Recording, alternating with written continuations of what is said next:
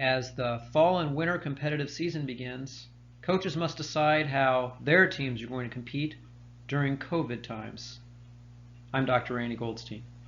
Hopefully today we can share some ideas on how to succeed this winter. COVID continues to be front and center in the media and in science news. There's approaching 9.5 million cases and approaching 250,000 deaths in the United States. While there are 11 vaccines in phase 3 trials, none are likely to be available to the general public until the end of the first quarter or possibly the middle of 2021. There's a continued debate on how to best keep businesses open and still keep customers and staff safe. And with daily updates in the news, there is some COVID fatigue with the public having to hear the best ways to stay safe with updates and changes happening regularly.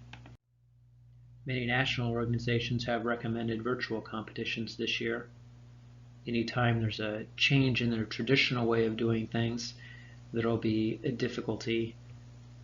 There are more COVID risks with in-person competitions and far less when you're in your own facility. But the experience of travel and overall competition is always preferred in person. If you're hosting the event, the financial benefits of an in-person competition far exceeds those that if you're on a Zoom meeting.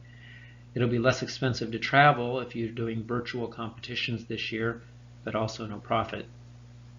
And sanctioning is debated if you're doing virtual competitions of whether sanctioning is even necessary. Whereas in-person competition sanctioning helps with verification and also with insurance. Today's video is about the non-contact competition, such as dance, track and field, gymnastics, and diving. If your staff, parents, and athletes have decided in-person competition is what you'll be doing this season, here are some ideas in your preparation before the date of the competition. First, checking the venue to make sure it's large enough to make social distancing possible. Last year, a high school gymnasium may have been large enough. This year, an auditorium may be needed.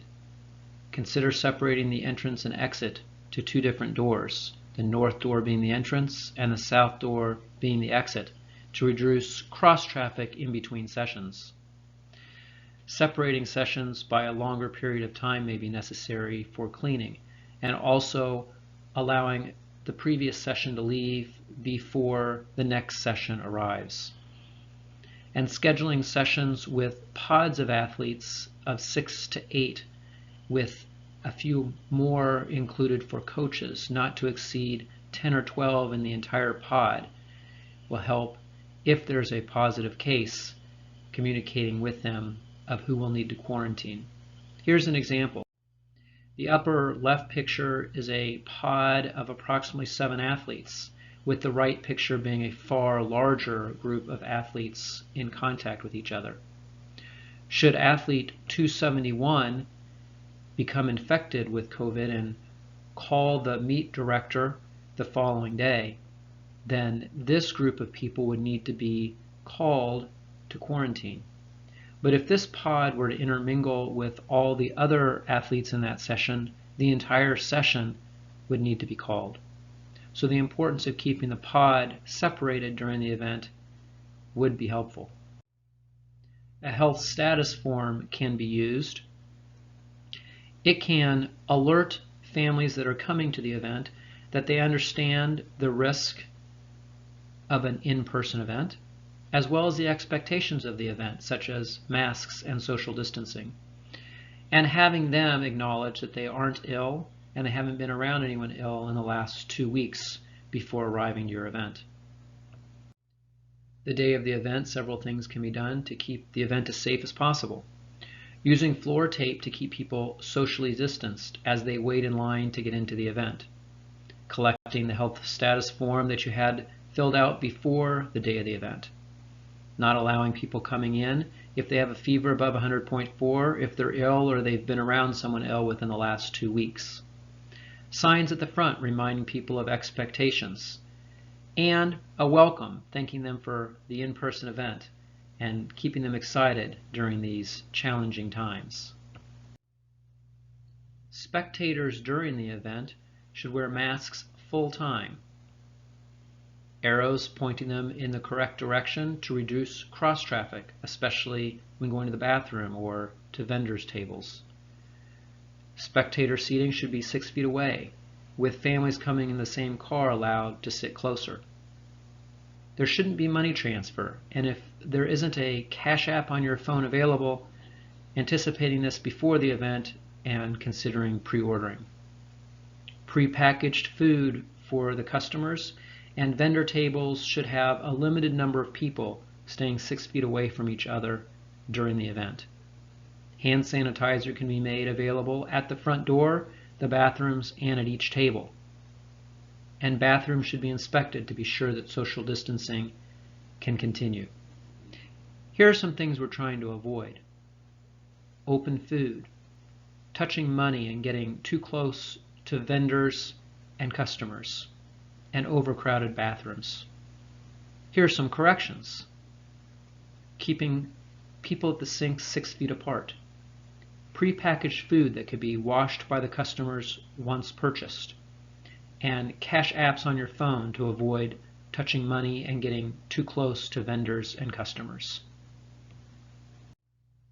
The athletes during the event also should have some expectations. Pods should be separated and there should be no intermingling during the competition. Coaches and officials should be in masks full time, while competitors can remove their masks during competition but wear them when going to the bathroom, entering and exiting the building, and in between events. Hand sanitizer should be at judges, officials, and all other tables to make it easy to get. Coaches should use hand sanitizer in between athletes and limiting cross traffic between pods. That way, if one person in pod A gets coronavirus, only pod A needs to be quarantined in the future. If pod A were to intermingle with pods B, C, and D, all the people in the session would need to be quarantined.